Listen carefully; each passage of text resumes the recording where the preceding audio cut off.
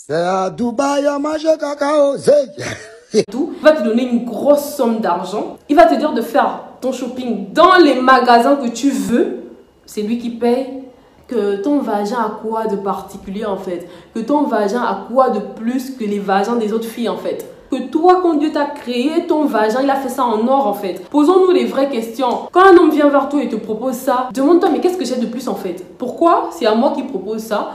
Pourquoi il va me donner autant d'argent juste pour coucher avec moi? Et si tu arrives à te poser ces questions, tu comprendras que en retour, cet homme, il retire beaucoup en toi. Il retire ton étoile, il retire tes grâces, il retire tes bénédictions en fait. Donc j'ai profité de... On a des petites sorcières qui vont se prostituer au niveau de Dubaï, des mangeuses de caca. On les appelle la caca gang. Elles jouent dans un club, on appelle ça caca sport. Des hommes qui défèquent sur elles, elles sont obligées de manger leur vomi, de faire l'amour avec des animaux. Elles arrivaient dans une chambre après avoir rendez-vous avec un milliardaire et elles se trouvaient souvent face à 4 hommes, des gardes du corps, et étaient forcées à des choses. Et pour les forcer... Dubaï Porta-Potty est une pratique sexuelle qui consiste à transformer des êtres humains en ce qu'on peut appeler toilette humaine. À travers cette pratique, des gens s'enrichissent de façon dégueulasse. Parce que c'est le scandale de l'année. C'est l'affaire qui remue toute la toile actuellement et qui secoue le milieu des influenceuses tant en Afrique qu'en Europe. Le scandale Dubaï Porta-Potty. Tout est parti de vidéos postées sur Twitter. Dieu, épargne-moi de ça. Ce luxe-là, moi je ne le veux pas. Je ne le veux pas. Allez manger caca. Les méchantes. Pourquoi vous êtes maudits comme ça là même? Quand vous partez d'abord Dubaï, Dubaï là. C'est pour aller là-bas pour qu'on a chier dans vos bouches. Et puis quand vous arrivez en Côte d'Ivoire ici là, c'est là que vous allez vous jouer les hommes d'affaires. Nous les enfants maintenant là, vous allez venir maintenant nous embrasser.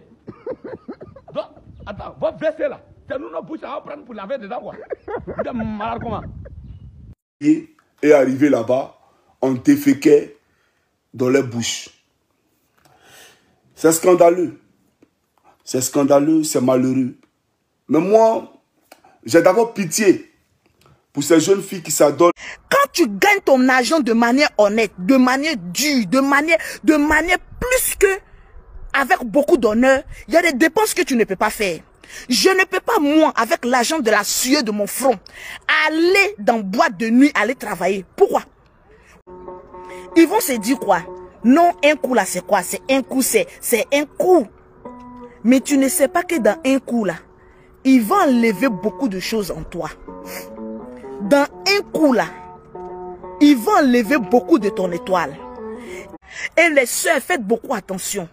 Si un homme te propose de l'argent pour coucher avec toi, c'est que ce qu'il va enlever en toi est 1000 fois supérieur. La jeunesse africaine est en train de se perdre sur beaucoup de choses. L'envie de gagner de l'argent fait que il y a certaines personnes qui n'ont plus de limites. Comme pour te dire qu'il y a des filles qui sont prêtes à tout pour avoir l'argent. A dit caca de quelqu'un, moi-même j'ai mangé, j'ai allé chier caca de quelqu'un encore. Eh Seigneur, on mange manger pour que ça devienne caca. Maintenant on mange caca pour que ça devienne caca. Transformation de caca, recyclage de caca, c'est à Dubaï, on voit ça. Il y a des gens qui sont dans des voitures de luxe. C'est des locations. Donc, si vous voulez regarder tout ça et dire que, ah, celui-là, il a telle voiture, il a telle montre, il a tel accessoire, ou celle, elle a telle voiture, elle a tel accessoire, vous allez vous faire avoir cadeau. Vous allez vous faire avoir cadeau. Vous allez aller rentrer dans des choses diaboliques. Vous allez aller faire des choses diaboliques. Vous allez vendre votre âme au diable. Vous serez maudite à vie. Ça va vous suivre à vie. Et ça va vous suivre de génération en génération. C'est-à-dire que toi, ça te suit. Les enfants que tu vas faire, ça va les suivre. Les petits-enfants, ça va les suivre. Ça sera une malédiction. Et ça sera une chaîne de malédiction. Faites très attention.